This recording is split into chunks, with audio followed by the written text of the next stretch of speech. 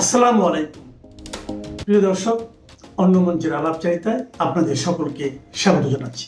তরুণ ঘোষ, শেখ হাসিনা এবছরই দেশে ফিরছেন। এটা আমার কথা নয়, এটা হচ্ছে শেখ হাসিনার কথা। তিনি 28 তারিখে এনডিটিভি ওয়ার্ল্ডকে একটা বিস্তারিত দিয়েছেন, মানে তার সাক্ষাৎকার দিয়েছেন। সেখানে লেখা হচ্ছে, I will return to my country this year, Sheikh Hasina. Any attack on minorities is an attack on the independence of Bangladesh. Stressed Sheikh Hasina is an interview with NDTV. ভালো করে ডেটটা দেখে নিন। ডেটটা হচ্ছে 28 জুন 13:45 2026। NDTV word. আমি এখানে ইংরেজিটা দিয়ে দিচ্ছি, পাশাপাশি আমি বাংলাতে বলেও দিচ্ছি আপনাদের সুবিধার জন্য। দেশের সাবেক প্রধানমন্ত্রী শেখ হাসিনা বলেছেন, সব বাধা ষড়যন্ত্র অতিক্রম করে আমি এবছরই দেশে ফিরে আসব। প্রায় 2 বছর আগে দেশ ছাড়তে বাধ্য হওয়ার পর এই প্রথম একটি বিস্তারিত একান্ত সাক্ষাৎকারে তিনি বাংলাদেশের বর্তমান রাজনৈতিক পরিস্থিতি, আওয়ামী লীগের ভবিষ্যৎ, সংখ্যালঘুদের নিরাপত্তা, গণতন্ত্র, বিচার ব্যবস্থা এবং নির্বাসিত জীবন নিয়ে কথা বলেছেন। প্রশ্ন করা হয়েছে, আপনার বিরুদ্ধে মৃত্যুদণ্ডের রায় রয়েছে, এরপর আপনি এবছর দেশে ফেরার কথা বলছেন, এটি কতটা বাস্তবসম্মত? শেখ হাসিনা বলছেন, আমার দেশে ফেরা ব্যক্তিগত উচ্চাকাঙ্ক্ষার বিষয় নয়, এটি বাংলাদেশের মানুষের রাজনৈতিক অধিকার, গণতন্ত্র প্রতিষ্ঠা, আইনের শাসন এবং মুক্তিযুদ্ধের চেতনা পুনরুদ্ধারের সঙ্গে জড়িত। আমি ক্ষমতার জন্য রাজনীতি করি না, আমি রাজনীতি করি বাংলাদেশের মানুষের জন্য, কল্যাণের জন্য এবং জাতির পিতা বঙ্গবন্ধু শেখ মুজিবুর রহমানের স্বপ্নের সোনার বাংলা গড়ার জন্য। আমার বিরুদ্ধে দেওয়া রায় কোন ন্যায় বিচার নয়, এটি অবৈধ, অসাংবিধানিক এবং রাজনৈতিক উদ্দেশ্য প্রণোদিত প্রক্রিয়ার অংশ। আমি মৃত্যুকে ভয় পাই না। 1975 সালে আমি আমার বাবা, মা, ভাই এবং প্রায় পুরো পরিবারকে হারিয়েছি। 21শে আগস্ট গ্রেনেড হামলার মাধ্যমে আমাকে হত্যার চেষ্টা করা হয়েছিল। জীবনে বহু ষড়যন্ত্রের মুখোমুখি আমি হয়েছি, কিন্তু প্রতিবারই আমি জনগণের পাশে দাঁড়িয়েছি। জনগণের ভোটে 5 বার প্রধানমন্ত্রী নির্বাচিত হয়েছি এবং দেশের উন্নয়নের কাজ করেছি। তাই আমি স্পষ্টভাবে বলতে চাই, সব বাধা ও ষড়যন্ত্র অতিক্রম করে আমি এই বছরই দেশে ফিরব। প্রশ্ন, অনেকে মনে করেছেন আওয়ামী লীগ আবার জনসমর্থন ফিরে পাচ্ছে, দলটি কি রাজনৈতিকভাবে ঘুরে দাঁড়াতে পারবে? শেখ হাসিনা বলছেন, আওয়ামী লীগ কোনো কাগজের সংগঠন নয়, এটি বাংলার মাটি, মানুষ, ইতিহাস এবং বাঙালি জাতিসত্তার সঙ্গে গভীরভাবে যুক্ত এবং রাজনৈতিক শক্তি। 77 বছরের ইতিহাসে আওয়ামী লীগ বহুবার হামলার শিকার হয়েছে, রক্ত দিয়েছে, নিষিদ্ধ হয়েছে, কিন্তু প্রতিবারই জনগণের শক্তিতে আবার ফিরে এসছে। আওয়ামী লীগের পুনরুত্থান কোনো কারো ব্যর্থতার উপর নির্ভর করে না, জনগণই আমাদের শক্তি। বর্তমান সরকারের আমলে দেশে গণতন্ত্র নেই, আইনের শাসন নেই, নিরাপত্তা নেই, অর্থনীতি দুর্বল হয়ে গিয়েছে, সংখ্যালঘুরা আক্রান্ত হচ্ছে এবং উগ্রবাদ বাড়ছে। আওয়ামী লীগের নেতাকর্মীরা ভয়াবহ নির্যাতনের শিকার হচ্ছেন, কিন্তু জনগণ অতীত এবং বর্তমানের পার্থক্য বুঝতে পারছে এখন। প্রশ্ন, দল নিষিদ্ধ, হাজার হাজার মামলা রয়েছে, এই অবস্থা আওয়ামী লীগের রাজনৈতিক পুনরুদ্ধার কতটা সম্ভব? শেখ হাসিনা বলছেন, আওয়ামী লীগের ভবিষ্যৎ কোনো সরকারের দয়ার উপর নির্ভর করে না, জনগণের উপর নির্ভর করে। নিষেধাজ্ঞা দিয়ে দলীয় কার্যালয় বন্ধ করে দেওয়া যেতে পারে, রাজনৈতিক কর্মকাণ্ড সাময়িকভাবে দমন করা যেতে পারে, কিন্তু মানুষের হৃদয় থেকে আওয়ামী লীগকে মুছে ফেলা যাবে না। দেশের বিভিন্ন এলাকায় বিভিন্ন আওয়ামী লীগের সমর্থনে মিছিল হচ্ছে, সাধারণ মানুষও স্বতঃস্ফূর্তভাবে অংশ নিচ্ছে।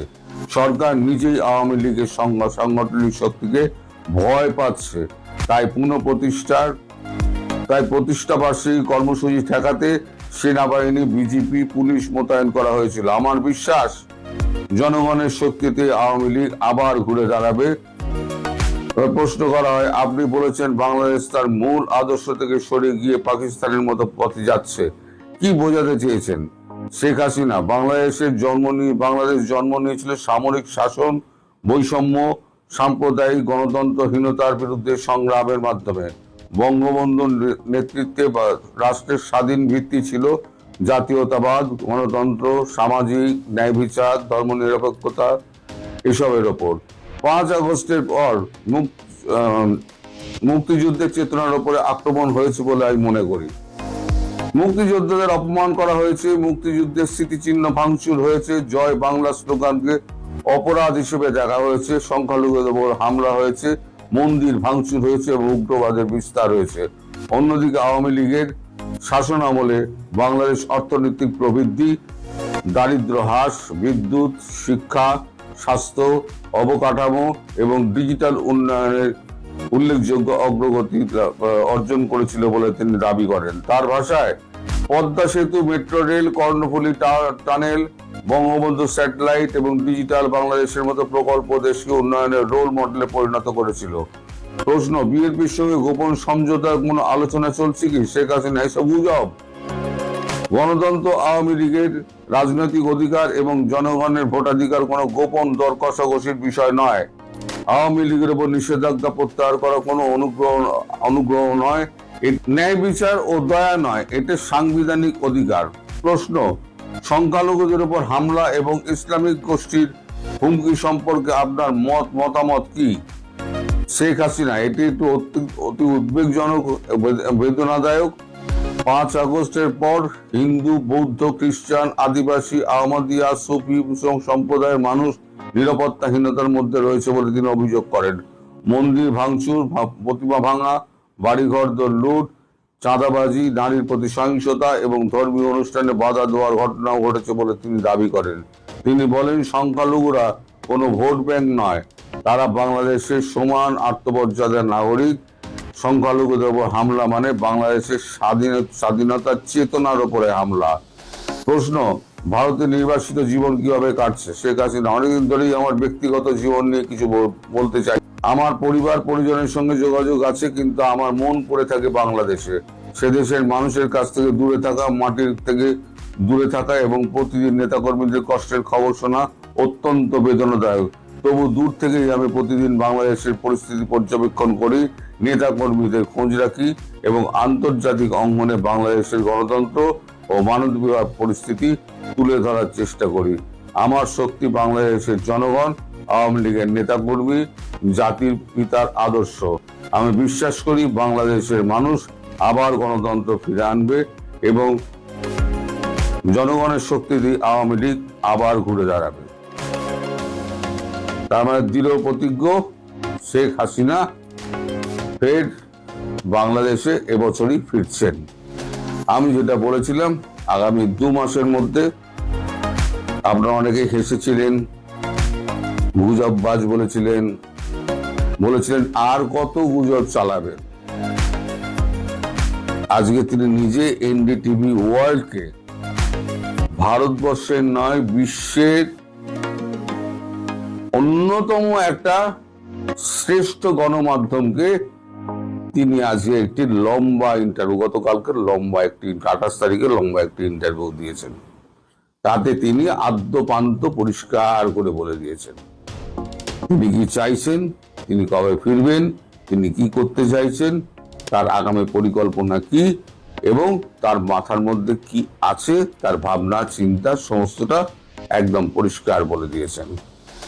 অতএব আমি যেটা বলছিলাম, ভারতবর্ষ ভেতরে ভেতরে ভেতরে ভেতরে তৈরি হচ্ছে, সমস্ত অঙ্ক ঠিক হয়ে গিয়েছে, এইবার শুধু আসল খেলার প্রয়োজন। সেই খেলাটা এইবারে খেলা হবে। দেখুন, চীনের সঙ্গে কথা হয়ে গেছে, আমেরিকা বারবার দৌড়চ্ছে, ভারত কিন্তু আমেরিকার কাছে দৌড়য়নি, একবারও যায়নি, বরং বলেছিল আমাদের ব্যাপার আমরা মিটিয়ে নেবো, আপনার নাক গলাতে হবে না। ভারতের কাছে যে আর্জি দেওয়া হয়েছিল, ভারত কিন্তু সেই আর্জি খারিজ করে দিয়েছে। আবার মার্কো রুবিওর খবর আমি সকালবেলা করলাম যে মার্কো রুবিও প্রস্তাব দিয়েছে যে প্রেসিডেন্ট ট্রাম্প তিনি এখানে এসে দুটি বিষয়ে কথা বলবেন, একটা হচ্ছে ট্যারিফ আর একটা হচ্ছে বাংলাদেশের ব্যাপারে এবার তিনি চুক্তি করবেন। আমার মনে হয় চুক্তি অব্দি এগোবে না, চুক্তির আগেই এবছরই উনি বলেই দিলেন এবছর ভারতবর্ষ সেই রকম ব্যবস্থা করে তাকে তার সস্থানে বসিয়ে দেবে এবং আমার কথাটি ফললো, নোটে গাছটি মূল হলো। সবাই ভালো থাকবেন, সুস্থ থাকবেন, সাবধানে থাকবেন। ভারতের ভিসা, চীন সফর করিডোর এবং বিএনপি ক্ষমতায় থাকবে কতদিন, এই মুসলেকা সরকার। আপনারা জানেন যে চীন সফরে যাওয়ার কারণে আমাদের বাংলাদেশের বেশ কয়েকজন সাংবাদিককে চীনে মুসলেকা দিয়ে আসতে হয়েছে। সরকারটাই মুসলেকা, সুতরাং মুসলেকা তো দিতেই হবে। কি কারণে তারা মুসলেকা দিল? মানে এরা জানেই না যে এটা ভারত না, এটা আমেরিকা না, ওটা হচ্ছে চায়না। কোনো রকম ফাতরামি ওখানে চলবে না। আপনি ছবি তুলবেন, ভিডিও করবেন, চায়না তো ফাতরামি চলবে না। চায়না একটা একদলীয় দেশ, একদলীয় সরকার, সেখানে কোনো বিরোধী দল নেই। এই যে যারা ওইখানে ছবি তুলতে গিয়ে, ভিডিও করতে গিয়ে চীনের সরকারের কাছে মুসলেকা দিয়ে আসতে হয়েছে, মানে আকলটা দেখেন। একটা দেশে গেছে, সেই দেশের নিয়ম কানুন না জেনেই সাংবাদিক চলে গেছে। বুঝতে পারছেন তো বাংলাদেশের সাংবাদিকদের আকল।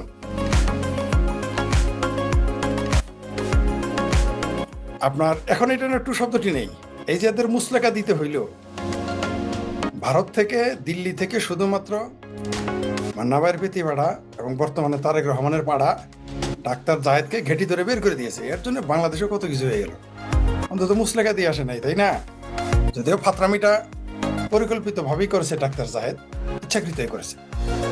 কিন্তু এই যে সাংবাদিকেরা চায়নাতে গিয়ে মুসলেকা দিল, তারেক রহমানের যারা সফর সঙ্গী, দেশের ইজ্জতটা কই থাকলো?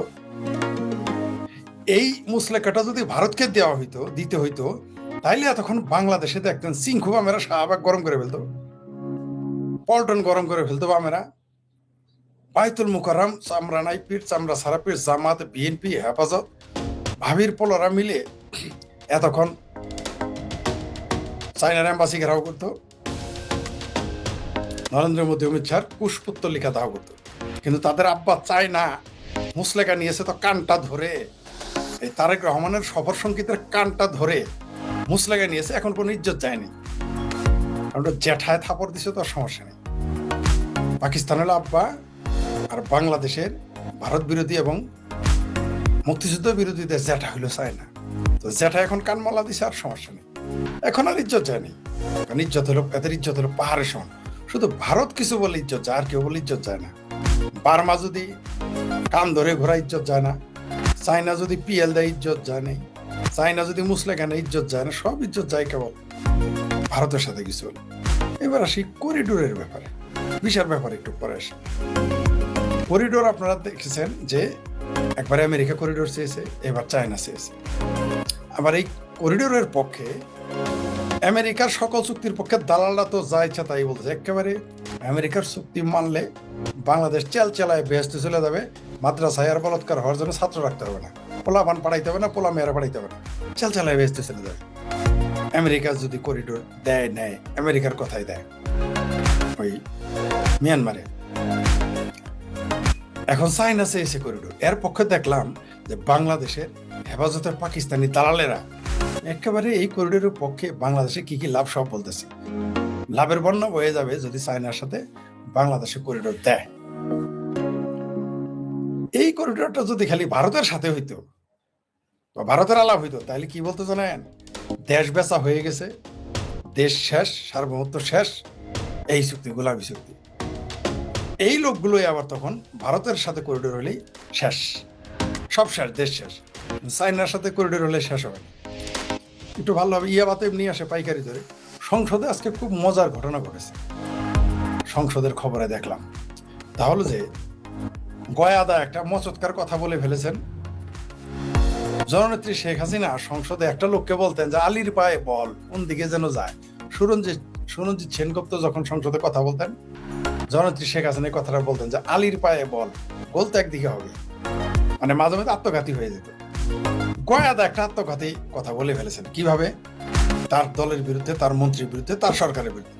তার এই মুসলেকা সরকার না, তো মুসলেকা সরকার। কি বলেছে গয়াদা? বলেছে আগে তো বদির বাড়ির উপর দিয়ে ইয়াবা আসতো, এখন তো বদি নাই,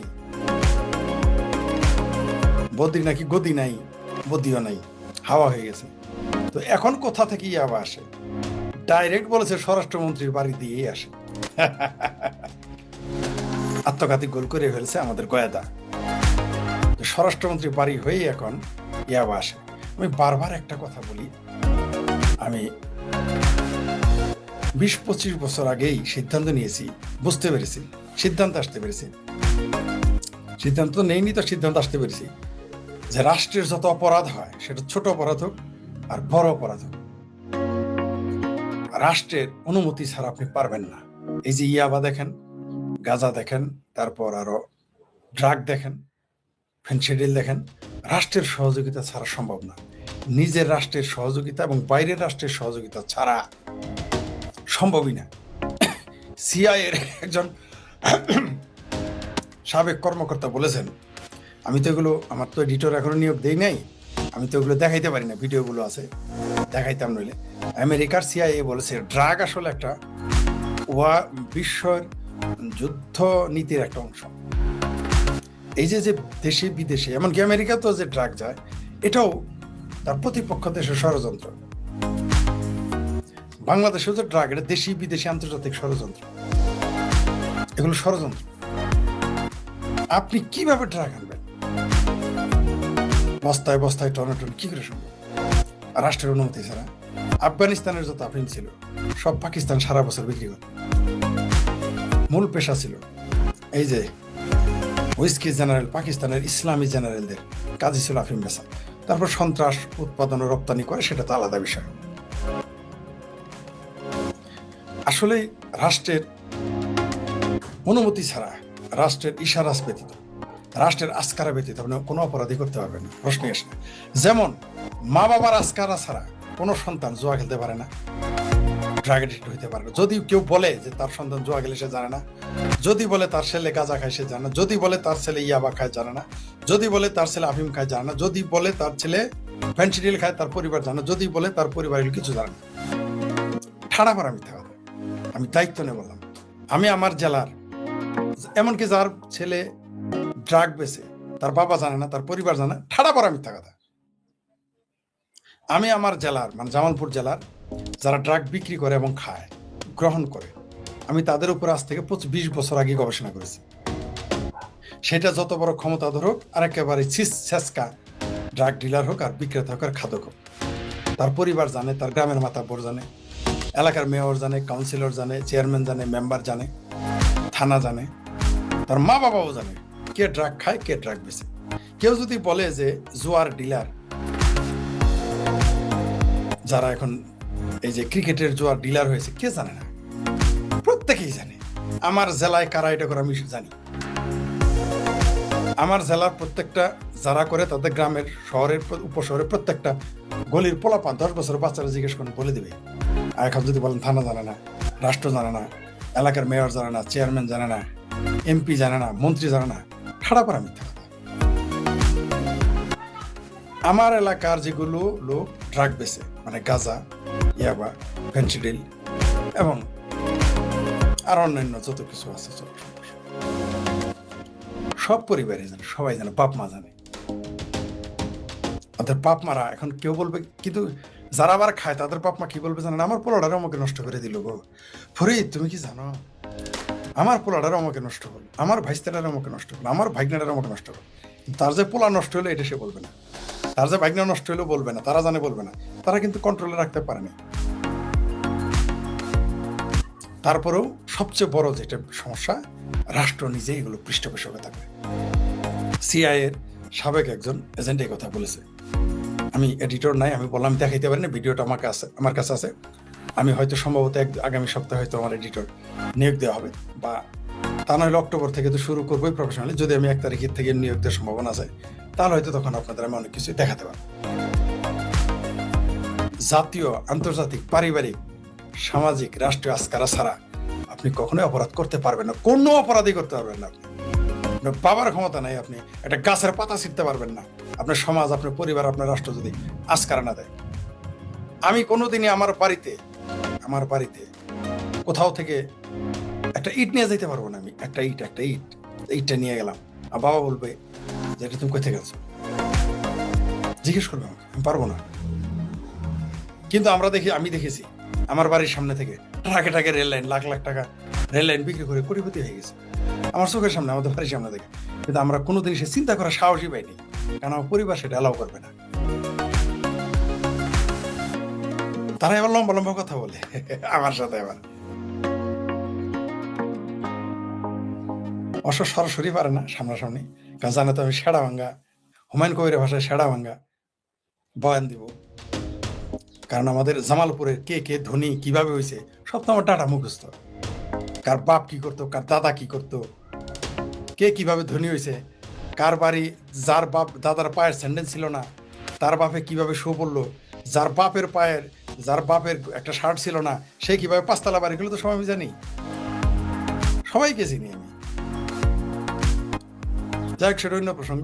যেটা বলতেছিলাম, চায়না করিডোর চেয়েছে, এখন এই করিডোর দিবে, এর পক্ষে বয়ান দিতেছে। আমি দোয়া করতেছি করিডোর দেও না শোনা, চায়নারে করিডোর দাও, অথবা আমিও দোয়া করতেছি আমেরিকারে করিডোর দাও। তারেক রহমানের মুরদেই গোলাবে না কাউকে করিডোর দেওয়া। সে চায়নাকেও করিডোর দিতে পারবে না, আমেরিকাকেও দিতে পারবে না, ভারতকে তো দিবেই না। এই সরকার তাহলে টিকবে না।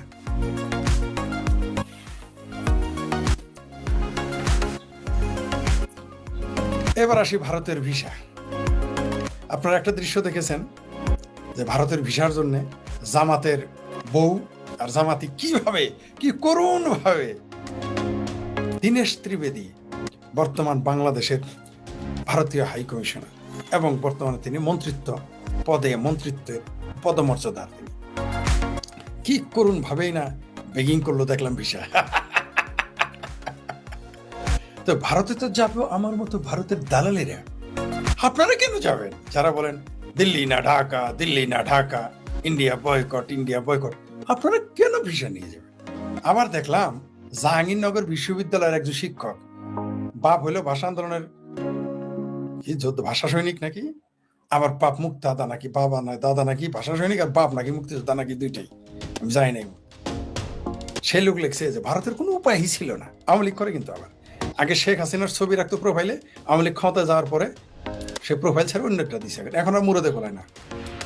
যত বড় আওয়ামী লীগ আস, সোনার সান পিতলা গুগু, যারা শেখ হাসিনার ছবি দিতা, বড় বড় নেতার সেলফি ছবি দিতা, এখন তারা কোথায়?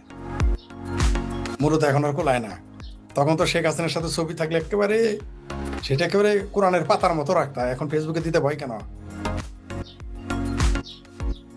সে লিখেছে ইন্ডিয়া নাকি বাধ্য হয়েছে ভিসা দিতে বাংলাদেশের লোকজনের, এই লোক আবার বিশ্ববিদ্যালয় শিক্ষক। আবার কেউ লিখছে ব্যবসা করা ছাড়া তো ভারতে ভাত পাবে না বাংলাদেশের সাথে ব্যবসা না করলে, তুমি যাও কেন, কিনো না দেখি। তোমরা বলছো ইন্ডিয়া বয়কট, ওই যে ভিপি নুরা, তারপর রাশেদ, তারপর আরেক জামতারেক, তারপর বিএনপি, ছাত্রদল, তারপর কি জামাত, হেফাজত, ফিলিয়াচ্ছে, প্যানিক ভট্ট, এই যে হেফাজত, চামড়া নাইপির, আমার ভাবির ফল কত না মিছিল করছো ইন্ডিয়া বয়কটে। যায় না ইন্ডিয়া, দেখি তোমার শত্রু যদি ইন্ডিয়া হয়, তুমি যদি মনে করো ইন্ডিয়া তার ব্যবসার জন্য, তুমি যাও না। আমার বলে কি টাকা ছাড়া কি চিকিৎসা করতে যাবো? এই বাংলাদেশের অভিনেত্রীরা ওই কথা বলতো যে টাকা ছাড়া চিকিৎসা থাইল্যান্ড যান, ভারতে যান কেন? কে বলছে আপনি আপনার ভাই বোনের সাথে ঝগড়া হইলে মুখের দিকে তাকান না, মায়ের পেটের বোনের সাথে? আরে বাপ মায়ের দিকে তাকান না, বাইকনের দিকে তাকান না, বাইস্তের দিকে তাকান না, চাচার দিকে তাকান না, জ্যাঠার দিকে তাকান না, তাকায় দেখেন না যখন বিরোধ হয়। ভারত আপনার কাছে এত খারাপ, তা আপনি ওখানে কেন যাবেন ভাই? হিন্দুদের রাষ্ট্র হিন্দুস্তান, যেখানে গরুর মুত খায়, হাগে মুতে রাস্তায়, আপনি সেখানে কেন যাবেন? অবশ্য আপনারই ভাই ভাইস্তে এলাকার লোকজন, আত্মীয় স্বজন, দেশের লোক এই ভারতেই কিন্তু প্রায় 1 কোটি 13 কোটি ওইখানে গিয়ে কামের বুয়াগিরি করে এবং ওইখানে দিন মজুরি করে ওই গরুর মুতের খাওয়ার দেশে। এটা আবার ভুলে যায় না। আপনারা 12 লক্ষ 14 লক্ষ রোহিঙ্গা নিয়েছেন, আরো নিবেন, কিন্তু আপনারা নিজের দেশের নাগরিক ভারতে আছে 1 কোটি 13 কোটি, ওইটা আবার নিবেন না। ওইখানে ইসলাম প্রেম মুসলমান প্রেম নাই, দেশপ্রেম এবার গায়েব। ওইখানে বিজিবি সাথে বাংলাদেশের তৌহিদি পাবলিক জনতা যারা ইয়াবা খায়, হিরোইন খায়, সুদ খায়, ঘুষ খায়, তাদের নিয়ে পাহারা দেবেন তৌহিদি জনতা, ঘুষখোর তৌহিদি জনতা, ইয়াবাখোর তৌহিদি জনতা, চোরাকারবারি তৌহিদি জনতা, এদের নিয়ে পাহারা দেবেন। বার্মায় যান না কেন? বার্মায় যান। যেটা বলতেছিলাম বা যা বলছিলাম, ভারতের ভিসা চালু করেছে বাংলাদেশের কিছু মূর্খ, কিছু শিক্ষিত মূর্খ এবং ভাঙ্গ যারা আছে, তারা বলতেছে আরে ভারতের আর উপায় নেই। তো যান না, আপনি পাকিস্তান যান চিকিৎসা করতে, চায়না যান, থাইল্যান্ড যান, সিঙ্গাপুর যান, ভারতে যান না। ভারতে যদি লাভ হয়, বললামই তো, মায়ের পেটের ভাইয়ের দিকে তাকান না, বোনের দিকে তাকান না, রাগ উঠলে বাপ মায়ের দিকে তাকান না, সম্পত্তি নিয়ে ঝগড়া হইলে। তাহলে আপনি কেন ভারতে যাবেন ভাই? এই ফাত্রামিটা বন্ধ করেন, এই ভণ্ডামিটা বন্ধ করেন। চা পাহাড় কোথাও যায় না, ভারত ছাড়া চলতে পারবেন না। এই যে আজকে থেকে ভিসা, কালকে থেকে ভিসা পাবেন, আমি জানি যে কিভাবে আপনারা পাইকারি হারে যাবেন। তো এখানে তো আমার মতো ভারতের দালাল, নরেন্দ্র মোদীর দালাল, আওয়ামী লীগের দোসর, শেখ হাসিনার দোসর, আওয়ামী লীগের নেতারা। আপনারা কেন যাবেন ভাই? আপনারা কেন যাবেন ভারতে? আপনার পাকিস্তান তো আপনাদের এখন জাত ভাই ভিসা লাগে না। তারপর 501 মৌলবী আফগানিস্তান থেকে ঘুরে আসলো, তার ভিসাই লাগলো না, দুবাই থেকে আসলো গেল, মধুপুরের পিসাব গেল, ভিসাই লাগলো না, ছিল লাগে না তাদের। কেমনে জানি করে এরকম, কালকে দেখলাম এক নায়ক এরকম করলো ভারতের, তাদের ভিসাই লাগে না। বুঝতে পারছেন? শুনেন দুইখান কথা বলি। ভারতের ভিসা ছাড়া আপনারা চলতে পারবেন না। ভারতের সীমান্তে চোরাকারবারি ছাড়া আপনারা চলতে পারবেন না। বাংলাদেশের 1 কোটি মানুষ ডাইরেক্ট চোরাকারবারির উপরে নির্ভর করে, কমপক্ষে 1 কোটি লোক। এরা বাংলাদেশ এটা খায় না, সরাসরি ভারতের উপর নির্ভর করে। ভারত ছাড়া চলতে পারবেন না, চাপা যতই মারেন। আপনি 14 বিমান ছাড়া 1400 বিমান, 2400 বিমান কিনেন, চাইনা কেন, আমেরিকা থেকে মানেন। আপনি ভারতের একটা চুল সোজা করার ক্ষমতা আমাদের নাই, চাপা যতই মারেন। করিডোর দেন চাইনারে, না করছে কারা? করিডোর দেন, আমেরিকারা দেন, গাড়ি তো দিয়ে দিচ্ছেন, দিয়ে দেন, করিডোর দেন, দেখি দেন না। আপনার না করছে দেন। এখন আর গোলামি না, আমেরিকার করিডোর দিলে গোলামি হয় না। তারপর চাইনারে করিডোর দিলে গোলামি হয় না। এইবার ক্ষমতায় কতদিন থাকবেন আপনারা? করিডোর দেন বা না দেন, জননেত্রী শেখ হাসিনা কিন্তু ঘোষণা দিয়েছে আমি ডিসেম্বরে আসতেছি, এই বছরই আসবো। সিংহুয়াম আর জামাতিরা দিকে হাইরে ফালাফালি এই কথা নিয়ে। এই সিংহুয়াম আর জামাতিরা কিন্তু বলতো, বিএনপিরা কিন্তু বলতো, ছাত্রদল কিন্তু বলতো যে পুলিশ ছাড়া আইসা দেয়। তো সিংহুয়াম আপনারা কিন্তু আর্মি ছাড়া রাস্তায় নামতে পারতেছেন না। জামাতিরা আপনারা কিন্তু আর্মি ছাড়া চলতে পারেন না। বলছিলাম না যে ডিসেম্বরের পরে সেনাবাহিনীর ঘুম আরাম করে ফেলাম, বলছিলাম কিনা 2 মাস আগেই বলছিলাম। মানে যেদিন তারা ঘোষণা দিছে সেনাবাহিনী নিয়ে নিবে, তার 15 দিন আগে থেকে বলা শুরু করছে ডিসেম্বরের মধ্যে যদি সেনাবাহিনী বেড়াগায় ফিরে না যায়, সেনাবাহিনী ঘুম আরাম করে ফেলবো বাংলাদেশে। ফাত্রামি বন্ধ করে দেবো। কিভাবে মিশনে যায় সেটা আমরা দেখব। এইভাবে বাংলাদেশে রাজনীতিকে ধ্বংস করে, গণতন্ত্রকে ধ্বংস করে এই বাংলাদেশের মোল্লার মিলিটারি কিভাবে টিকে থাকে আমরা দেখব। আমরাই দেখে নিব। আর তো শেখ হাসিনা ঘোষণা দিয়ে ফেলেছেন তিনি এই বছরই ফিরবেন। এই ঘোষণা আর কি মনে করেন না? উনি যদি এটা এমনিও বলে থাকে, এটা আর কি মনে করেন না? এই বক্তব্য বাংলাদেশের মুক্তিযুদ্ধের পক্ষে শক্তি এবং যারা আওয়ামী লীগ করে তাদের জন্য টনিক হিসেবে কাজ করবে। ওই সিংহুয়ামের 200 লোক আর জামাতের 2-3% মিলে যে ফাত্রামি সারা দেশে শুরু করছেন, ওই নয়া জামাতের আমির ওয়াকারের কান্দে সইরা, ওয়াকারের গোয়া কিন্তু খালে আর বিলে চলে যাবে ডিসেম্বরের পরে থেকে। আমি সে করে বলে দিলাম আপনাদের, বলেছি তো যে ডিসেম্বরের পরে মিশন বন্ধ করাবো যদি বাংলাদেশের মিলিটারিরা এই ফাত্রামি বন্ধ না করে, সোজা করে ফেলাবো। একবার বলি নাই, বারবার বলতেছি। এর আগেও বলেছি, কয়েকদিন আগে বলেছি, আবার বললাম। খেলা ডিসেম্বর থেকে আমরা দেখাবো। সেনাবাহিনীকে ব্যারাকে যাইতে হবেই। না আমেরিকা, না রাশিয়া, না চায়না কোনোভাবেই এই সেনাবাহিনীকে যতই ফাত্রামি, সেনাবাহিনী ডিসেম্বরের পরে বাংলাদেশে থাকলে বহু কিছু করে যাবে। আর সেনাবাহিনী যখন ব্যারাকে ফিরে যাবে, আমার ভাবির পোলারা বিএনপি জামাত পাবলিকের উষ্টা এমনি খাওয়া শুরু করবে। এই যে যত মর্দগিরি দেখেন না আপনারা, আমরা জানি আপনাদের মর্দগিরি কোথায়, কারণ খুঁড়ার জোরে পাঠা কোথায়। আওয়ামী লীগ কিন্তু আর্মি ছাড়া চলতে পারবে, আপনারা কিন্তু পারবেন না। আওয়ামী লীগ পুলিশ ছাড়া চলতে পারবে, আপনারা কিন্তু পারবেন না। আওয়ামী লীগ যে পুলিশ ছাড়া আর্মি ছাড়া চলে এখন দেখতেছেন না, যে নিষিদ্ধ করে আপনাদের ঘুম আরাম হয়ে যায়। 23 জুন আপনারা কেবলমাত্র নেটো বাহিনী আনা, বিমান বাহিনী আনা বন্ধ রাখছিলেন, আর সবই মাঠে নামাই দিয়েছিলেন। বাংলাদেশ বিমান বাহিনী আর নেটো আনেন নাই, বিদেশ থেকে হায়ার করে আনেন নাই, এছাড়া তো সবই করেছেন। ঠেকাতে পারবেন? পারবেন না, পারবেন না। ডিসেম্বরের মধ্যে ওয়াকারকে ফিরে যেতেই হবে। ওই যতই খোঁচা খোঁচা দাঁড়িয়ে রেখে জামাতি হও মিস্টার ওয়াকার, বাংলাদেশের গণতন্ত্র ধ্বংস করার দায় এবার তোমাকে নিতে হবে। মিস্টার ওয়াকার, মিস্টার মিলিটারি, আমিরে মিলিটারি, তোমাকে দায় এবার নিতেই হবে। তুমি যে বাংলাদেশের সংবিধানকে ধ্বংস করেছো, তুমি যে বাংলাদেশের মুক্তিযুদ্ধের চেতনাকে ধ্বংস করেছো, ওয়াকার তোমাকে দায় নিতেই হবে। তুমি মনে করো না তোমার হাতে বন্দুক থাকে বলেই তুমি বঙ্গের শেড হয়ে গেছো। এটা গণতান্ত্রিক রাষ্ট্র, এই দেশের মুক্তিযুদ্ধ হয়েছে পাকিস্তানের মতো, পাক হানাদার বাহিনীর মতো একটি প্রশিক্ষিত সংগঠনকে পরাজিত করে বাংলাদেশের সৃষ্টি হয়েছে। তুমি ওয়াকার যদি মনে করো যে আমেরিকার কাঁধে চড়ে বহু কিছু করতে পারবা, কিছুই করতে পারবে না। তোমার বহু ভণ্ডামি করছো, বহুত পাত্রামি তুমি ওয়াকার। অনেকে আবার বলে তুমি কে বলো, কে সে? সেই বাংলাদেশের কে? সে বাংলাদেশের একটা সচিব পর্যায়ের লোক। এই মোল্লার মিলিটারি ভয় থেকে ফিরে আসেন। এই মোল্লাদের ভয় পাইছেন বলে, একদিকে বেহেশতে হারানের ভয়ের মোল্লাদের ভয় পাইছেন, তার জন্য কিন্তু বাংলাদেশের ক্ষতি। আর মিলিটারিকে ভয় পাইছেন বলে কি করতে পারবে তারা? এই যে প্রতিদিন মরার চাইতে, প্রতিদিন 10-12 জন মরার চাইতে একবারে নেমে যান মাঠে, দেখি সেনাবাহিনী কি করে। এই বাংলাদেশের সেনাবাহিনী পালায় নাই 90, আবার পালাবে, পালাইতে হবে। জি, আপনারা যারা বিভিন্ন টক শো ফলো করছেন তাদের জন্য একটু বলে রাখি, আমাদের দেশটা প্র্যাকটিক্যাল কোনো কিছুতে নেই, তো মানুষের জন্য কল্পনা করতে পছন্দ করে, কল্পনায় অনেক কিছু আলোচনা করে, কোনো প্র্যাকটিক্যালিটির সাথে এই আলোচনাগুলোর মিল নাই। যেমন একটা উদাহরণ দেই, গতকাল আমি দেখলাম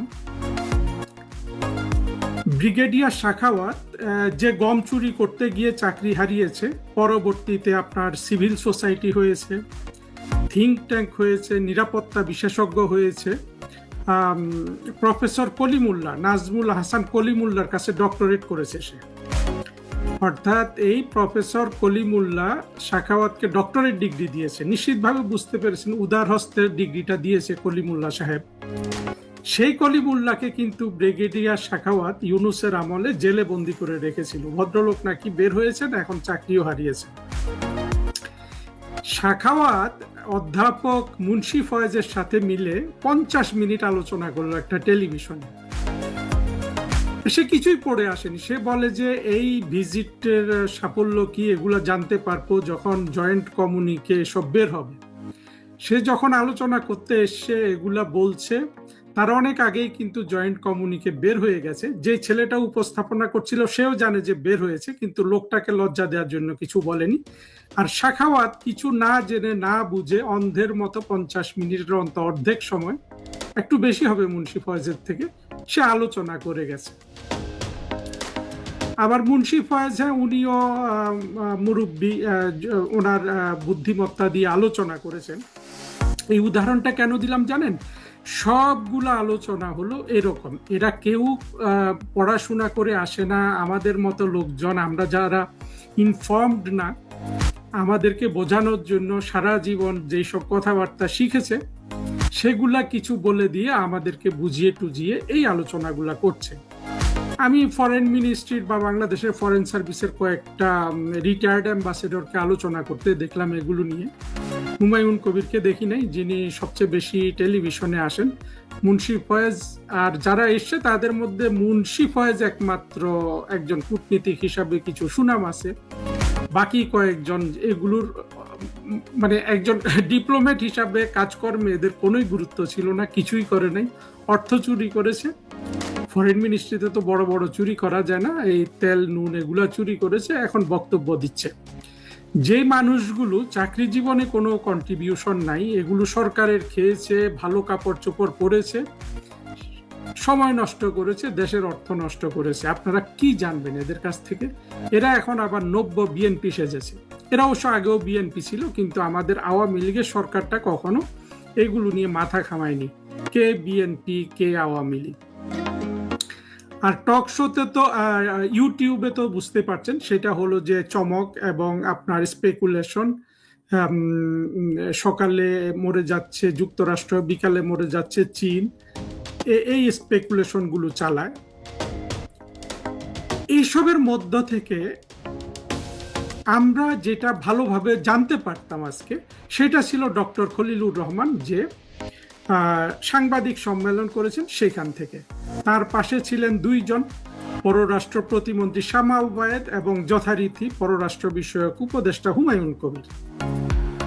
আপনারা যদি বিশেষ করে পররাষ্ট্রমন্ত্রীর আপনার বডি ল্যাঙ্গুয়েজ দেখেন, তাহলে দেখবেন যে ভদ্রলোক অল অ্যালং তিনি কিন্তু এক কথা বলছেন, তার নার্ভাস সিস্টেম আরেক কথা বলছে। বডি ল্যাঙ্গুয়েজটা দেখবেন সব সময় কিন্তু গুরুত্বপূর্ণ। বডি ল্যাঙ্গুয়েজ আসলে আমরা নার্ভাস সিস্টেম দেখি, এই জিনিসটা আমরা আবার বুঝি না। আপনি বডি ল্যাঙ্গুয়েজ হলো যে আপনি তার নার্ভাস সিস্টেম কিভাবে কাজ করছে সেটা অধ্যয়ন করেন।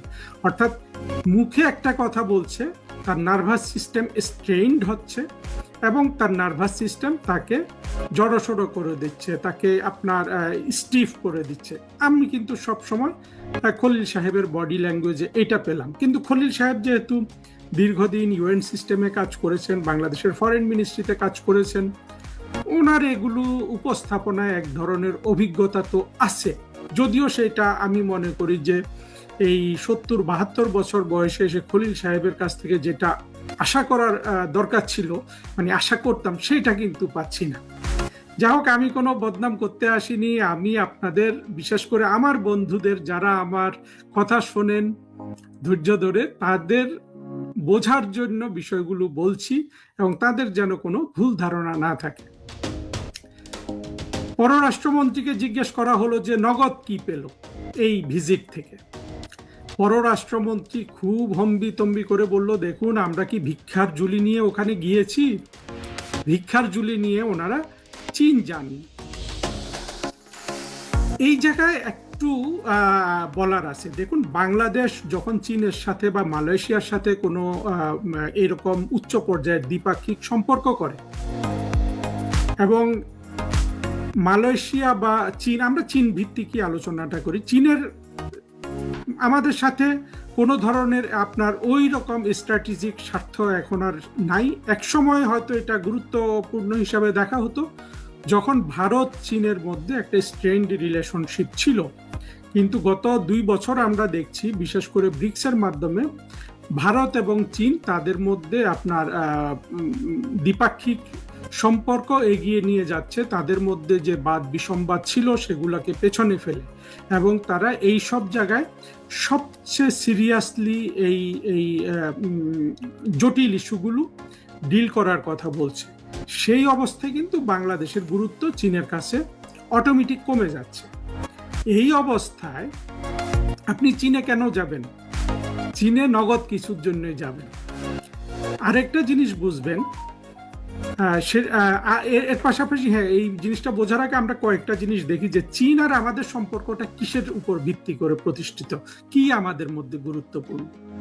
সবচেয়ে গুরুত্বপূর্ণ হলো চীনের কাছে আমরা চীনের বৃহত্তম বাজার, অর্থাৎ আমরা যা কিছু বিদেশ থেকে আমদানি করি তার সবচেয়ে বেশি টাকার জিনিস আমদানি করি চীন থেকে। চীনের জন্য আমরা একটা বড় বাজার। চীন আমাদের দেশে ইনভেস্টমেন্ট করে তাদের মিল কারখানা, তাদের সামগ্রী উৎপাদন করে সেগুলো আরো ভালো দামে অন্য দেশে বিক্রি করতে পারে। এই বিষয়গুলো হলো আমরা চীনের কাছে গুরুত্বপূর্ণ।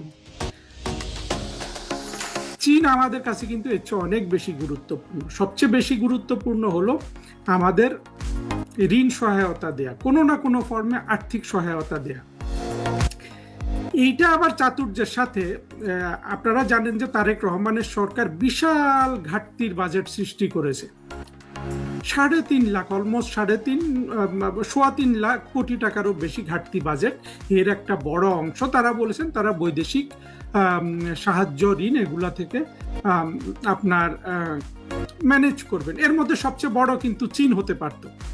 আবার দেখি ওই যে গোলাম নামে একটা ছেলে আছে, মার্কিন যুক্তরাষ্ট্রে চাকরি করে, ইউনু চাকরি দিয়ে গেছে, ও আবার গভীর তথ্য দিচ্ছে যে না, চীন কাউকে বাজেট সহায়তা দেয় না।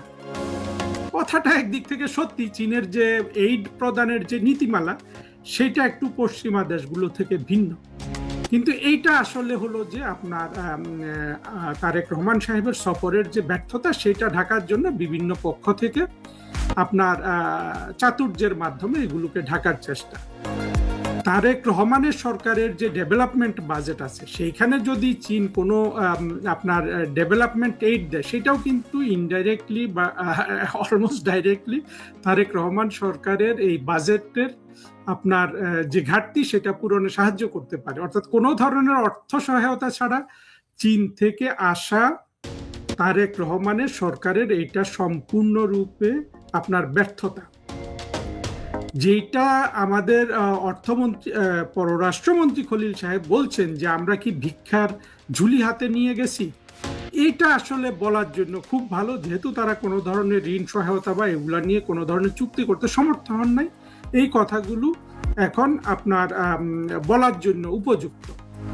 কিন্তু বাস্তবতা হলো যে চীনের কাছে আমাদের যাওয়া, অন্তত প্রধানমন্ত্রী তারেক রহমানের নতুন সরকার হিসাবে, বিএনপির নতুন সরকার হিসাবে কোনো একটা অর্থনৈতিক সহায়তা কমিট করলেই কেবল এই সফরটা আপনার সাকসেসফুল হতো। যেইটা এখন আমাদের পররাষ্ট্রমন্ত্রী বলছেন যে আমরা তো ভিক্ষার ঝুলি হাতে নিয়ে যাইনি, আমাদের এখন অনেক টাকা আছে। দেখুন, ওনার এই অনেক টাকা কথাটা এইভাবে বলেন নাই, যেটা বলেছেন তার মানে এইটা দাঁড়ায়। দেখেন, এরা এখনো কিন্তু ওই জোরে সরকারগুলা চালাচ্ছে। আমাদের প্রধানমন্ত্রী শেখ হাসিনা যে একটা টাকা পয়সা পূর্ণ করে রেখে গিয়েছিলেন বাংলাদেশের বিভিন্ন সেক্টরে, সেইটার উপর ভিত্তি করে কিন্তু এখনো খলিল সাহেব গায়ের জোরে এই কথাটা বললেন। কারণ খলিল সাহেব তো 16-17 বছর তার দল ক্ষমতায় ছিল না, কিন্তু বলছেন যে আমরা এখন সেই পর্যায়ে নাই। এই পর্যায়ে কে উন্নীত করলো? শেখ হাসিনা করেছে। যাও সব তর্ক বিতর্কে যাই না। যেটা হলো যে খলিল সাহেব যেহেতু কোনো ধরনের অর্থ সাহায্য পান নাই, এখন তিনি নানান কথা বলছেন, এবং কথার মধ্যেই আমরা কিন্তু অনেক ধরনের আপনার মানে ভেতরের কথা কোনটা, বাইরের কথা কোনটা, এগুলা আমরা কিন্তু বুঝতে পারি। উনি বলছেন যে তারেক রহমান সাহেবকে এত গুরুত্ব দিয়েছেন তিনি, চীনের প্রেসিডেন্ট, তার এক পাশে অর্থমন্ত্রী আর এক পাশে পররাষ্ট্রমন্ত্রী, এইভাবে তারা নিয়ে বসেছেন। আমার জিজ্ঞাসা হলো তারেক রহমান কেন তার অর্থমন্ত্রীকে নিয়ে গেলেন না? তাই না? যারা যাচ্ছে ওই যার কাছে যাচ্ছে তার অর্থমন্ত্রী যদি থাকে, যে যাচ্ছে সে দরিদ্রতর দেশ, সে ছোট দেশ, তার সাহায্য বেশি দরকার, সে তো আরো বেশি করে কিন্তু সে তার অর্থমন্ত্রীকে নিয়ে যাবে। অর্থমন্ত্রী কিন্তু এই ভিজিটে ছিলেন না, ছিলেন তারেক রহমান সাহেবের অর্থ পরিকল্পনা বিষয়ক উপদেষ্টা একজন। এখানে দেখুন, অর্থমন্ত্রীকে না নেওয়ার বিষয়টা আমি আগেও আলোচনা করেছি। আবারও এইটাই মনে হচ্ছে যে অর্থমন্ত্রীকে বোধহয় চীনে উনি নিতেই চাননি। সাথে সাথে চীন যাতে ভয় করে যে ওই যে আমির খসরু মাহমুদ চৌধুরী বাণিজ্যমন্ত্রী থাকাকালে 2001 থেকে 6 সালে যে তাইওয়ানের বাণিজ্যিক অফিস খুলতে দিয়েছিলেন, সেই যে চীন খেপেছিল, যার কারণে আমির খসরু মাহমুদ চৌধুরীকে চাকরি হারাতে হয়েছিল, সেটার প্রতিফলন ছাড়া আর কি হতে পারে? আমি তো আর কিছু দেখি না। কিন্তু এখানে আসলে আমির খসরু মাহমুদ চৌধুরীকে স্কেপগোট করাটা আমার মনে হয় একটু বেশি, ওনার প্রতি আমরা অনুদার হয়ে যাই। এই ধরনের একটা অফিস যখন খোলে তখন নিশ্চিতভাবে উনি তখনকার যিনি প্রধানমন্ত্রী বেগম খালেদা জিয়া এবং সংশ্লিষ্ট অন্যান্যদের নিয়ে আলোচনা করে সমর্থন নিয়ে কিন্তু এটা করেছিলেন। কিন্তু এই ধরনের বড় বিপদ চীনের মতো দেশ থেকে যখন চাপ আসে, কাউকে না কাউকে তো ভিকটিম তৈরি করতে হবে। সেই দিক থেকে আমার মনে হয় যে আমির খসরু মাহমুদ চৌধুরী বেচারা ভিকটিম হয়েছেন। এটা কিন্তু বিএনপি সরকারের তখনকার সিদ্ধান্ত ছিল এবং ভুল সিদ্ধান্ত ছিল। এগুলো প্রসঙ্গক্রমে আসছে দেখে আমি আলোচনা করছি, এটা আমার আজকের আলোচনার বিষয় না। আমার আলোচনার বিষয় হলো যে আমরা খলিল সাহেবের এই যে সাংবাদিক সম্মেলন, এখান থেকে আমরা নতুন কি জানলাম। আরেকটা জিনিস উনি বললেন, উনি চীনের ফরেন মিনিস্ট্রির ওয়েবসাইট থেকে একটা লাইন পড়ে শুনিয়েছেন যে দেখুন চীন আমাদেরকে কত গুরুত্ব দেয়। যে লাইন পড়ে শুনিয়েছেন সেটার আপনার আক্ষরিক বঙ্গানুবাদ না, আপনার স্পিরিচুয়াল অর্থাৎ স্পিরিটটা বঙ্গানুবাদ করলে এটা দ্বারা চীনের প্রেসিডেন্ট বলেছেন যে তিনি বাংলাদেশের সাথে সম্পর্ককে অত্যন্ত গুরুত্ব দেন বা সর্বোচ্চ গুরুত্ব দেন। দেখুন, যারা এই পররাষ্ট্র মন্ত্রণালয়গুলার বা এইসব কূটনীতির এইসব মারপ্যাচ বোঝে না, তারা এইটা নিয়ে খুশি হতে পারে। আপনি মনে করেন এই যে একটা কথা আমাদের পররাষ্ট্রমন্ত্রী বললেন, এই কথাটা একটা ক্লিশে কূটনীতিতে, এইটা প্রত্যেক দেশকে বলে। মার্কিন যুক্তরাষ্ট্র বাংলাদেশকে বলে, বাংলাদেশ সোমালিয়াকে বলে, সোমালিয়া ভারতকে বলে, সবাইকে বলে যে আমি আপনার সাথে আমার সম্পর্ককে সর্বোচ্চ গুরুত্ব দিই। এটা হলো একটা কমন আপনার একটা সুন্দর কথা। এইটার মধ্যে আসলে বিশেষ কিছু নাই। আমি বুঝলাম না আমাদের পররাষ্ট্রমন্ত্রীকে কেন চীনের ওয়েবসাইট থেকে আপনার একটা লাইন পড়ে শোনাতে হবে। যাই হোক, মোট কথা হলো, আরেকটা জিনিস এখানে বলে রাখি, আমাদের মতো দেশে, আমি তো বললামই আমাদের কাছে চীন কেন গুরুত্বপূর্ণ, চীন আমাদের কাছে কেন গুরুত্বপূর্ণ। আমাদের মতো দেশের অথবা যে কোনো দেশেরই এই যে আপনার বিভিন্ন বৈঠকগুলো হয় উচ্চ পর্যায়ে, বিশেষ করে আপনার রাষ্ট্রপ্রধান, সরকার প্রধান পর্যায়ে যদি সফর হয়, সেইখানে যদি আপনি নগদ কিছু না পান, তাহলে আর যা কথাবার্তা হচ্ছে যে আমাদের স্ট্র্যাটেজিক বিল্ড আপ হবে, স্ট্র্যাটেজিক সম্পর্ক বিল্ড আপ হবে, আমরা 2+2 করব, মানে হলো আমাদের প্রতিরক্ষা মন্ত্রী এবং পররাষ্ট্রমন্ত্রী চীনের প্রতিরক্ষা মন্ত্রী এবং পররাষ্ট্রমন্ত্রীর সাথে ডায়ালগ শুরু করবে, আমাদের আমরা নিউয়ার হাইটে নিয়ে যাব, নতুন উচ্চতায় আমাদের সম্পর্ক নিয়ে যাব, আমরা পরিবেশ আলোচনা করেছি, আমরা অমুক আলোচনা করেছি, তমুক আলোচনা করেছি, যেগুলো নিয়ে সাধারণত টকশো হচ্ছে বিভিন্ন জায়গায়। যদি নগদ কিছু না পাওয়া যায়, তাহলে এই ধরনের সফরের অর্জন শূন্য। এই জন্য আপনার খলিল সাহেবকে বলতে হয়েছে যে এই সফরে উনি গিয়েছেন কেমিস্ট্রি বিল্ড আপ করতে, অর্থাৎ তারেক রহমান সাহেবের সাথে শি জিনপিং এর কেমিস্ট্রি বিল্ড আপ হবে। এবং তিনি একটা উদাহরণও দিয়েছেন যে মালয়েশিয়ার প্রধানমন্ত্রীর সাথে তারেক রহমানের একটা সম্পর্ক বিল্ড আপ হয়েছে, অথচ আমরা দেখলাম যে মূল জায়গায় মালয়েশিয়ার প্রধানমন্ত্রী কিন্তু খাতির করে বলতে পারতেন যে আমি তোমার কাছ থেকে এই বছর আমি ব্যান তুলছি না, কিন্তু 2000 তুমি এসো বন্ধু, ওই যে বললো না বন্ধু কি গান দিয়েছে না, যে বন্ধু তোমার খাতিরে আমি 2000 শ্রমিককে এই বছর আমি মালয়েশিয়া তোমাদের কাছ থেকে নিব। এইটা শুধু বন্ধু তোমাকে সম্মান দেখি। বুঝতে পেরেছেন? এতটুকুনো যদি হতো তাহলেও কিন্তু একটা কিছু তারেক রহমান ওইখান থেকে পেয়েছেন বলে বলা যাবে। এবং আমি আবারও বলছি, যে কথাগুলো খলিল সাহেব বলেছেন এবং যেটা নানান জায়গায় আলোচনা হচ্ছে, এখন তো বিএনপির মর্যাদা রেখে আলোচনা করতে হয়।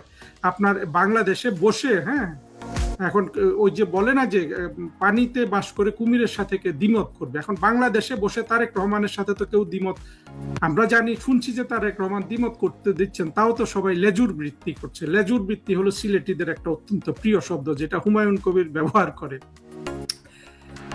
সেই অবস্থায় সবাই শুধু আলোচনা করছে। বাট সত্য কথা হলো, আমাদের মতো দেশ যখন মালয়েশিয়া বা চীন সফর করে, যদি নগদ কিছু না পায়, আগামী বছর হবে, 2 মাস পরে হবে, এগুলোর আসলে মূলত কোনো আপনার মূল্য নেই, কোনো মূল্য নেই।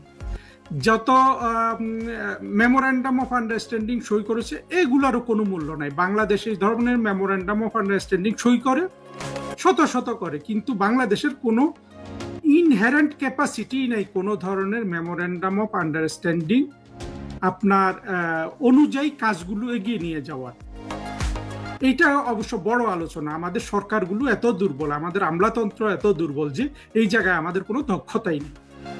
অন্য কিছু বাদ দেন, এই জায়গায় কাজ করার কোনো দক্ষতাই নেই। যারা সরকারের ABCD জানেন তারাও কিন্তু এই জিনিসগুলো জানেন। সুতরাং মেমোরেন্ডাম অফ আন্ডারস্ট্যান্ডিং এর কোনো বিষয় নাই। বাংলাদেশে ইউনুসের পর 2 নম্বর বাটপার হিসেবে প্রতিষ্ঠিত কিন্তু আশিক আবার দেখলাম যে এই সাংবাদিক সম্মেলনের স্টার বিএনপির আসলে অবুঝ অবোধ বন্ধুরা আশিককে খুব বাহবা দিচ্ছে। এই আশিক ওইখানে রাজা উজির মেরে এসে ও কিন্তু বলল যে 2 বছরে হবে, 18 মাসে হবে, অমুক হবে, তমুক হবে। কেউ বলতে পারলো না যে আমরা কংক্রিট এই জিনিসটা নিয়ে এসেছি, এই ইন্ডাস্ট্রিটা হবে, এই বিনিয়োগটা এত বছরের মধ্যে হবে। কোনো কিছু নাই। মেমোরেন্ডাম অফ আন্ডারস্ট্যান্ডিং সই করেছি, হবে অমুক হবে, তমুক হবে। আমি কথাগুলো আপনাদের কেন খুলে বলছি জানেন? প্রচুর হাইপ হচ্ছে, কিন্তু বাস্তবতার কাছে কেউ নাই। হ্যাঁ, তারেক রহমানকে তারা সম্মান দিয়েছে, এই সম্মানটা নিয়েও আসলে অনেকে অনেক কথা বলে। আমাদের আওয়ামী লীগের বন্ধুরা বলে যে কোনো সম্মান দেয় নাই, আবার তারেক রহমানের পক্ষ থেকে বলছে যে অনেক সম্মান দিয়েছে। সত্য কথা হলো আমাদের মতো তো এরকম দ্বিধা বিভক্ত সমাজ রাষ্ট্র কোথাও নাই। আপনি যেই যাক, চীনে গেলে শেখ হাসিনা গেলেও এগুলোই করতো। সম্মান যেটা প্রোটোকল যেটাকে বলে, অর্থাৎ কে রিসিভ করলো, কে মিটিং করলো, মিটিংয়ে কারা কারা উপস্থিত থাকলো। বরং আমরা দেখেছি যে শেখ হাসিনার সাথে মিটিংগুলো দীর্ঘতর করতো এই চীনের প্রধানমন্ত্রী এবং প্রেসিডেন্ট। এদের সাথে নাকি মিটিং করেছে 1 ঘন্টা না 2 ঘন্টা, সময়টা আমার মনে নেই, খুব সংক্ষিপ্ত মিটিং। এটা আবার খলিল সাহেবই বলছে, খলিল সাহেবই সাংবাদিক সম্মেলনে বলছে যে খুবই সংক্ষিপ্ত মিটিং হয়েছে, বুঝাই গেল। অর্থাৎ এইসব তারাও আসলে মিটিংগুলোকে করার জন্য করেছে। ওই যে কেমিস্ট্রি বিল্ড আপ হয়েছে, তারা দেখলেন তারেক রহমান কেমন, তার চেহারা দেখলেন, তারেক রহমানের হাম্বলনেস, ভদ্রতা, তার স্ত্রীর ভদ্রতা, এগুলা দেখেছেন, অভিভূত হয়েছেন। এগুলো ক্রেডিট আমরা দিতে পারি, এগুলো নিয়ে আমার কোনো আপত্তি নেই। আমার যেটা বক্তব্য সেটা আমি এর আগে কয়েকটা লেকচারে দিয়েছি যে আসলে তারেক রহমান সরকারের এই দুটো ভিজিট থেকে যেই জিনিসগুলো হলে বাংলাদেশ বলতে পারে যে আমরা কিছু অ্যাচিভ করেছি, সেটা আমি কিন্তু একটাও পাইনি। আর আমি খুব প্র্যাকটিক্যাল মানুষ, আমি সব কিছু টাকার অঙ্কে চিন্তা করি। আমি মনে করেন যে কোনো কিছুই দেশের জন্য ওই যে স্ট্র্যাটেজিক বিল্ড আপ হইলো, অমুক বিল্ড আপ হইলো, তমুক বিল্ড আপ হইলো, এই যে থিওরি কপচায় লোকজন, যারা প্র্যাকটিক্যালিটিসটা জানে না, পড়াশোনা করে না, ছোটবেলায় 2 লাইন শিখেছে, সেগুলো দিয়ে এখনো আমাদের অবুঝ অবোধ মানুষদের বুঝিয়ে যাচ্ছে, সেই কথাগুলো বলে টকশো করছে। আর একদল আছে আপনার নানান স্পেকুলেশন দেখছে, কনস্পিরেসি থিওরি দেখছে। সত্য কথা হলো আপনার ABCD অর্জনগুলোকে দেখতে হবে, টাকার অঙ্কে মাপতে হবে। টাকার অঙ্কে যদি কোনো অর্জনকে মাপা না যায় এইসব ভিজিটে, সেগুলো আসলে কোনো অর্জন নেই। আশা করি আপনারা বুঝতে পেরেছেন। খলিল সাহেব আজকে যে সাংবাদিক সম্মেলন করলেন প্রধানমন্ত্রীর সফরের উপর, সেখান থেকে আমরা নতুন কিছুই জানলাম না। এবং সেখানে আমরা আরেকটা জিনিস দেখলাম যে হুমায়ুন কবির নামে যে তারেক রহমান সাহেবের যে উপদেষ্টা আছে, সে কিন্তু মাইক হাতে পেলেই শেখ হাসিনাকে অপমান করে কথা বলা একটা অভ্যাস হয়ে গেছে। এই ছেলেটা শুনেছি সে নাকি বিদেশে বড় হয়েছে। অবশ্য বিদেশে বাংলাদেশিদের যেসব ছেলে মেয়ে বড় হয়, এগুলা সবই একটা আপনার খাঁচার মধ্যে থাকে। এরা সাধারণত বাংলাদেশিরা একটা বদ্ধ সোসাইটিতে বসবাস করে। এরা যে খুব বেশি কিছু শেখে এটা আমি দেখিনি। অন্তত বাংলাদেশিদের সবাই না, কিছু কিছু আছে যে তারা একটু বিদেশে ইন্টিগ্রেট করতে পারে, বেশিরভাগ কিন্তু ইন্টিগ্রেট করতে পারে না। কিন্তু এই ছেলেটা বিদেশে, সে তো বাংলা বলতে পারে না, ইংরেজি বলতে পারে। তার মানে হলো যে বিদেশে বসবাস করেও সে কিন্তু ওই যে ফাহাম আব্দুল সালামের মতোই হয়েছে। একটু কিছু অতিরিক্ত কোনো ভদ্রতা, আপনার কোনো নম্রতা, বিশেষ করে পররাষ্ট্র মন্ত্রণালয়ে চাকরি করার মতো যেই ধরনের আপনার সফিস্টিকেশন দরকার, কোনো কিছু কিন্তু এই হুমায়ুন কবিরের নাই। খলিল সাহেবকে প্রশংসা করতে হয়। এই ছেলে মুখ খুললে যে একটা ঝামেলা করবে এটা বুঝে খলিল সাহেব মাইকটা চাচ্ছিলেন যে এটা আমি বুঝিয়ে বলি। একটা প্রশ্নের পরিপ্রেক্ষিতে বলছি, ছেলে কিন্তু টাইট করে মাইকটা ধরে রেখেছে, হুমায়ুন কবির দেয় নাই। খলিল সাহেবকে প্রশংসা করতে হয়। আর খলিল সাহেব তো যা হোক, এখন যদি জুনিয়ররা যদি টাইট করে মাইক ধরে রাখে, মাইক্রোফোন ধরে রাখে, এটা কিন্তু বেয়াদবি, এটা করা হুমায়ুন কবিরের। আমি বলছি কেন, আমি প্রধানমন্ত্রীকে বারবার সাবধান করতে চাই, যদি আমার কথা শুনে ওনার কোনো উপকার হয়, যে এই ছেলে কিন্তু আপনাকে ডুবাবে। অন্তত পররাষ্ট্র মন্ত্রণালয়ে চাকরি করার কোনো যোগ্যতা নাই। ওর যদি প্রয়োজন হয় আপনার খলিল সাহেবদের উপর খবরদারি করার জন্য, আপনার সাথে সাথে রাখেন, ওকে পাবলিকের সামনে আসতে দেন কেন? সারা বাংলাদেশ দেখছে না? শেখ হাসিনাকে একটা গালি দিলেই মনে করেন যে বিএনপির কর্মীরা আর 24-এর জঙ্গি কোয়ালিশনের ওরা খুশি হবে, আমি শিওর। কিন্তু সারা বাংলাদেশ তো খুশি হবে না। কিন্তু যখন মানুষ মন্ত্রী হয়ে যায়, উপদেষ্টা হয়ে যায়, তারা কি এত অভদ্র থাকে? প্রধানমন্ত্রী এত অভদ্র তো কেউ থাকে না। আপনার যারা সিনিয়র লোকজন, আপনার যারা খলিল সাহেব আছেন, আমির খসরু, মাহমুদ চৌধুরী, এইরকম, তারা কি এই ধরনের আপনার ছেলে মানুষই আচরণ করবে? করবে না তো। আপনার শামা ওবায়েদকে দেখেন, উনিও তো অনেক ভদ্র। যা হোক, এই নিয়ে অনেকবার বললাম। আসলে আমাদের দুর্ভাগ্য যে আমাদের রাষ্ট্রে হুমায়ুন কবিররা বড় পদ পেয়ে যায় এবং আমাদের মতো মানুষদের আবার ওদের নিয়ে আলোচনা করতে হয়। আলোচনা না করেও তো উপায় নেই, দেশটা তো ধ্বংস হয়ে গেছে। এবং তারেক রহমান সাহেব যদি চীন থেকে আজকে খবর দিতে পারতেন যে হ্যাঁ, 1 বছরের মধ্যে $5 বিলিয়ন, $2 বিলিয়ন বিনিয়োগ হচ্ছে, অমুক একটা প্রজেক্টে চীন সহায়তা দিচ্ছে, হ্যাঁ, মালয়েশিয়া ওই দিক থেকে একটা কিছু করলো, কোনো কিছু কিন্তু দেখেন, আমি আমি অনেকে ভাববেন যে আমি বিএনপির প্রতি অত্যন্ত সেন্সিবল। আমি চাই বিএনপি সফল হোক, বিএনপি ভালো করুক। এবং বিএনপি থেকে আমি শুধু যেটুকুন চাই যে তারা যেন 24-এর জঙ্গি কোয়ালিশন বা 1971 সালে যারা সরাসরি যুদ্ধাপরাধী এবং জেনারেল নিয়াজির হাত ধরে আত্মসমর্পণ করেছে, তাদের থেকে তারেক রহমান একটু ডিস্টেন্স ক্রিয়েট করবেন। এইটুকুনি আমার তারেক রহমানের কাছে চাওয়া। এবং এই চাওয়া থেকে আমি তারেক রহমান সাহেবকে অনেক ধরনের পরামর্শ দিয়ে থাকি। আমি জানি যে এইসব পরামর্শ কেউ শুনছে না, কেউ শুনছে না সেটা বলা যাবে না, মানে তারেক রহমানের কানে হয়তো এটা যাবে না, যাক বা না যাক, দেয়ার আছে দেই, দেশের স্বার্থে দেই।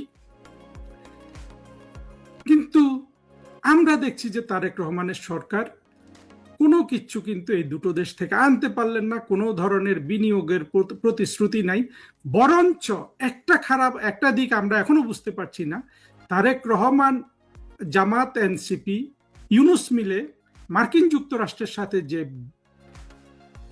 সর্বগ্রাসী বাণিজ্য চুক্তি করলেন, তার পরিপ্রেক্ষিতে চীন থেকে আমাদের আমদানি কোন দিকে যায়, অর্থাৎ চীনের রপ্তানি বাংলাদেশে কমে না বাড়ে, সেটার উপরও কিন্তু তারেক রহমানের সরকারের উপর আগামী দিনগুলোতে চীনের সম্পর্ক নির্ভর করবে। যদি একটা সিঙ্গেল ফ্যাক্টরের উপর নির্ভর করার কথা আপনারা বলেন, এই যে ভিজিট হলো, সফর হলো, এতে তারেক রহমান সাহেবের অনেক লাভ হয়েছে। ওনার পিআর টিম ভালো করছে, মানে বাংলাদেশের যে ধরনের প্রচারণা হয় সেই তুলনায় তারেক রহমানের পিআর টিম প্রশংসনীয় কাজ করছে। কিন্তু সত্য কথা হলো যে চ্যালেঞ্জগুলো রয়েই গেছে এবং আশা করি বন্ধুরা আপনারা পুরো ব্যাপারটা ভালোভাবে বুঝতে পেরেছেন।